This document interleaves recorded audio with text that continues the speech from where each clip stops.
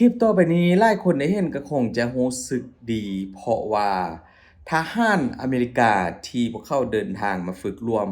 อยู่ที่ประเทศไทยนั่นก็คือการฝึก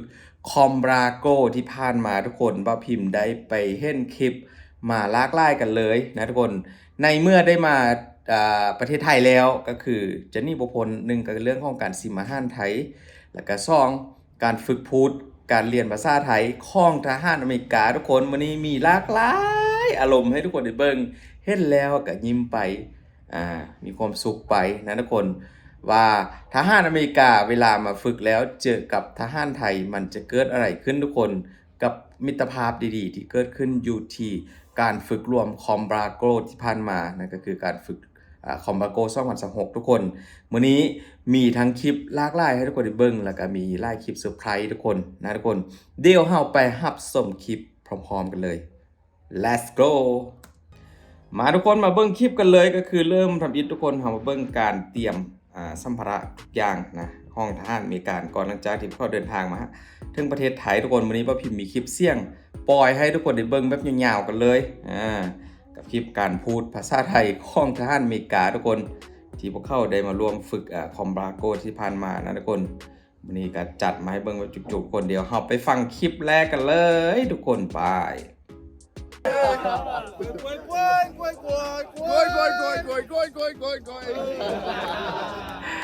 ทหารนาวินก็ได้จับกล้วยนะคนแล้วก็กระบอกเว้าเป็นภาษาไทยกล้วยนะกล้วยหวานเจี๊ยบชายกาอีหยังวะโอเธอหวานเจี๊ยบวันมอดโอเธอซึ่งว่าทหารอเมริกาคนนี้เขาก็ได้เว้าคำฮิตของเมืองไทยทุกคนก็คือหวานเจี๊ยบนะกล้วยหวานเจี๊ยบแล้วต่อไปทุกคนไปเจอฟุ้งงัวนะงัวไทยสปิกวัวเย็ดวัว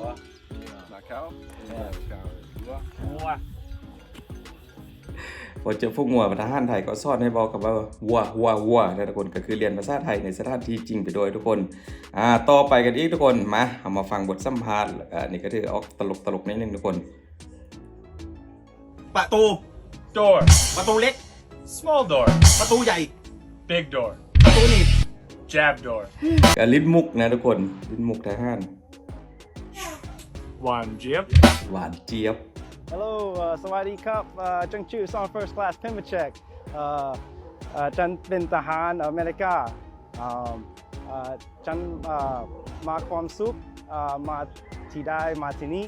พวกเราสุขขับคอนมาที่ฝึกกับของไทยขอบคุณครับอันนี้ก็เป็นทหารลูกครึ่งไทยลาวทุกคนแต่ว่าไปเป็นทหารอยู่อเมริกานั้นคนที่ว่าเซอร์ไพรส์หลายคลิปนี้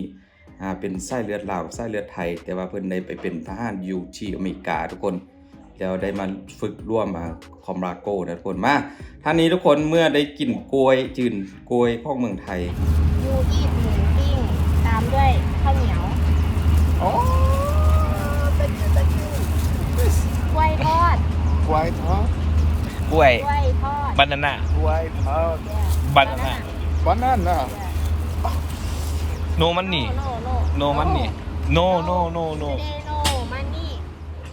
ก็คือยิ่งไทยคนนี้ทุกคนซื้อกล้วยแล้วก็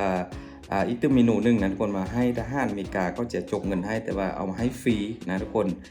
คลิปนี้พิเศษให้ทุกคนเบิ้งกันไปก่อนว่าจะเกิดอะไรขึ้นเดี๋ยวผมจะมาสรุปให้ฟังนะจะได้ง่ายด้วยกับการสื่อสารค่ะแล้วก็เป็นการฝึกร่วมครั้งแรกก็ทำให้ทุกอย่างสะดวกใช่ค่ะใช่ค่ะจบที่จุฬาลงกรณ์มหาวิทยาลัยก็ไปต่อในระดับปริญญาเอกที่อเมริกาแล้วถึงจะเข้ากองทัพบกเราจะไว้ให้เพราะว่าเดี๋ยวเราจะให้ดูทัวร์ไทยกับทัวร์อเมริกันค่ะก็คือนี่คือทหารหญิงของไทยทุกคนเมื่อกี้กับคนนี้เลยนะทหารหญิงบ่พิมพ์ก็ฮู้ว่าคนไทยแบบเป็นผู้หญิงหรือสามารถไปเป็นทหารอยู่อเมริกาได้ทุกคนมีหลายคนเลยคนนี้นี่ก็แม่นทุกคนนะจัดคลิปมาเบิ่งแบบจุกๆกันเลยสวัสดีแต่ละคนที่ว่าเก่งหลายความสามารถล้นเลือนะที่ว่าเป็นคนไทยแล้วไปเป็นทหารอยู่อเมริกาใดทุกคนนายทหารนี่ คือคนนี้คือกันทุกคนนี่ก็เป็นทหารยิ่งจากประเทศไทยแล้วเข้าได้ก็คือ BCEP เป็น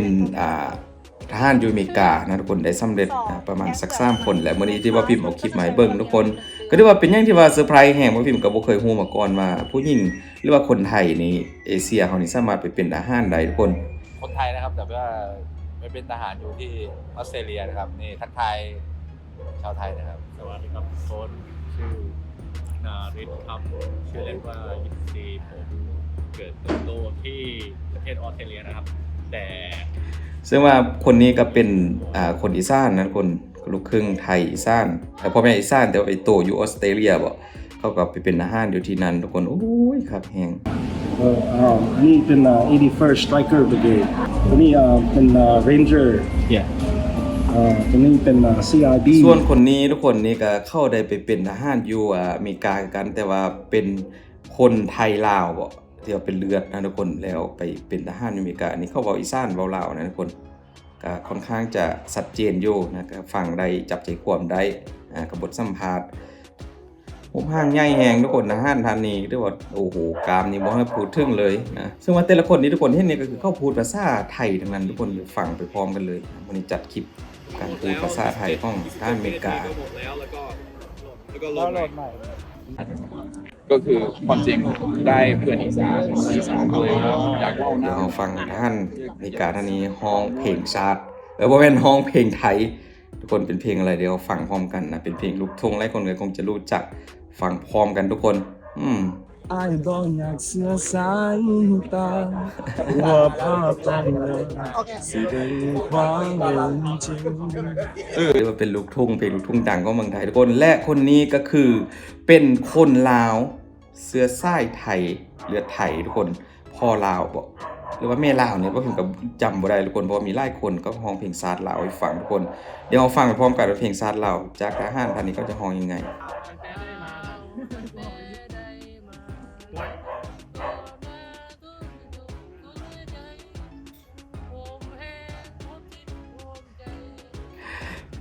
ก็ถือว่าน่าแงงนะคนแต่ละคนที่ว่าเข้ามาแสดงโซพิเศษจากทหารโดยกันนี่แหละก็ถือว่าแต่ละคนก็มีที่ไปที่มาแบบสตอรี่น่าสนใจหลายทุกคนอันนี้บ่พิมพ์ก็บ่เคยฮู้มาก่อนแท้ๆทุกคนว่าคนลาวหรือว่าเชื้อสายลาวที่ว่าเป็นเลือดลาวเลือดไทยนะพ่อเป็นไทยแม่เป็นลาวหรือว่าแม่ลาวพ่อไทยเนี่ยสามารถไปเป็นทหารอยู่ที่ประเทศไทยได้ทุกคนนี่และหนุ่มคนนี้กันก็คือหนุ่มทหารนะทุกคนเดี๋ยวไปฟังบทสัมภาษณ์ สวัสดีครับพ่อแม่ครับพี่น้องทั้งสปปลาวทุกคนครับขอบคุณใจพ่อแม่พี่น้องที่กดไลค์กดแชร์ให้กำลังใจน้องนะครับน้องก็ขอบคุณหลายๆครับ นี่ก็คือพ่อไทยแม่ลาวทุกคนนะไปเกณฑ์ทหารอยู่ที่ประเทศไทยกันเรียบร้อยก็ได้เป็นทหารทุกคนโอ้เป็นอย่างที่ว่าเซอร์ไพรส์หลายทุกคนมื้อนี้ก็เป็นคลิปหลากหลายเหตุการณ์ที่ว่าเกิดขึ้นแล้วก็หลายมุมมองหลายอย่างนะว่าจะเป็นทหารอเมริกาพูดภาษาไทยร้องเพลงไทยแล้วก็ทหาร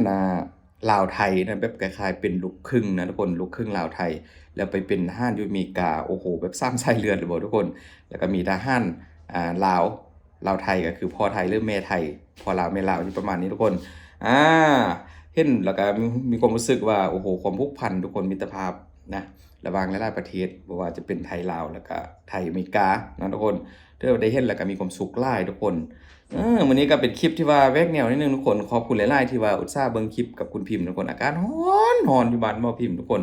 ร้อนทุกวันหมู่อยู่เมืองไทยเป็นได้ทุกคนจึงได้การรักษาสุขภาพกันเด้อพี่น้องนะเจอกันคลิปพวกนี้ทุกคนบ๊ายบาย